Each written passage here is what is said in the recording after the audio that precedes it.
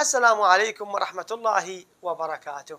أكو فد عمل أيها الأحبة إذا الإنسان يتركه وما يسويه فترك هذا العمل أحب إلى الله سبحانه وتعالى من صلاة 10,000 ركعة تطوعا. ما هو هذا العمل؟ يجيبنا النبي الأكرم صلى الله عليه وآله حيث قال: ترك الغيبة أحب إلى الله تعالى من صلاة 10,000 ركعة تطوعا. إذن هذا العمل وهو ترك الغيبة أيها الأحبة.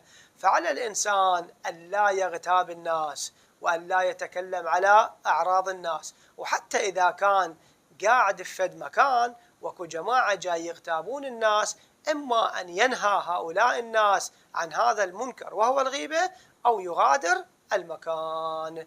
وصلى الله على محمد وآل محمد.